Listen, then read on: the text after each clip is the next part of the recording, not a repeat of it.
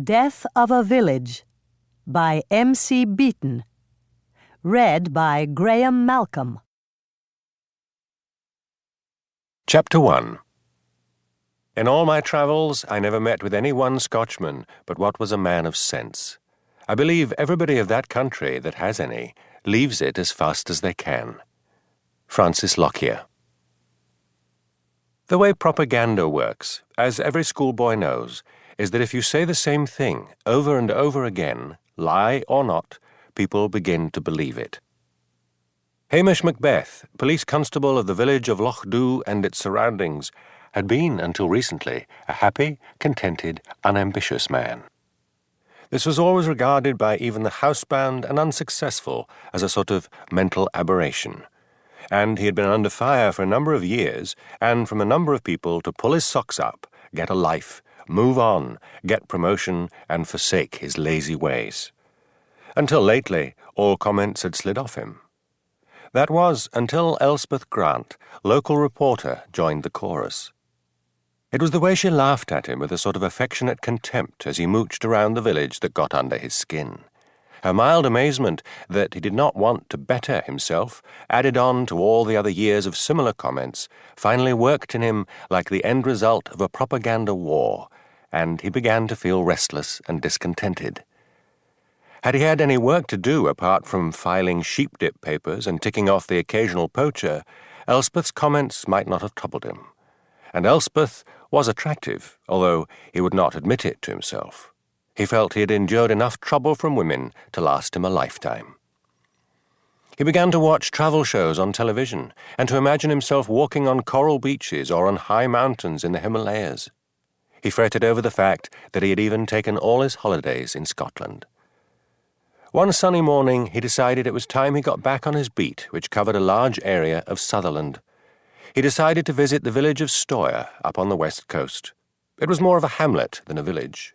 No crime ever happened there, but he reminded himself a good copper ought to check up on the place from time to time. After a winter of driving rain and a miserable spring, a rare period of idyllic weather had arrived in the Highlands. Tall, twisted mountains swam in a heat haze. The air through the open window of the police Land Rover was redolent with smells of wild thyme, salt, bell heather, and peat smoke. He took a deep breath and felt all his black discontentment ebb away. Damn Elspeth. This was the life. He drove steadily down a winding one-track road to Stour. Tourists hardly ever visited Stour. This seemed amazing on such a perfect day when the village's cluster of whitewashed houses lay beside the deep blue waters of the Atlantic. There was a little stone harbour where 3 fishing boats bobbed lazily at anchor. Hamish parked in front of the pub called the Fisherman's Arms. He stepped down from the Land Rover. His odd-looking dog, Lugs, scrambled down as well. Hamish looked to right and left. The village seemed deserted. It was very still, unnaturally so. No children cried, no snatches of radio music drifted out from the cottages, no one came or went from the small general stores next to the pub. Lugs bristled and let out a low growl.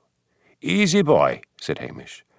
He looked up the hill beyond the village to where the graveyard lay behind a small stone church. Perhaps there was a funeral, but he could see no sign of anyone moving about. "Come on, boy," he said to his dog.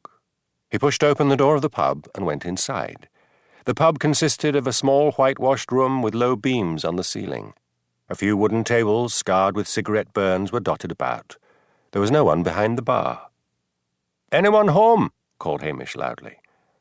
To his relief, there came the sound of someone moving in the back premises. A thick-set man entered through a door at the back of the bar.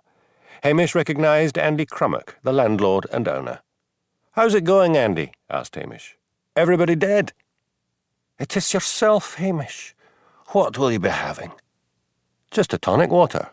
Hamish looked round the deserted bar. "Where is everyone?" "It's aye quiet this time of day." Andy poured a bottle of tonic water into a glass. "Sláinte," said Hamish. "Are you having one?" "Too early. If you don't mind, I've got stock to check." Andy made for the door behind the bar. "Hey, wait a minute, Andy. I haven't been in Stour for a while, but I've never seen the place so dead." "We're quiet folks, Hamish." "And nothing's going on?" "Nothing. No."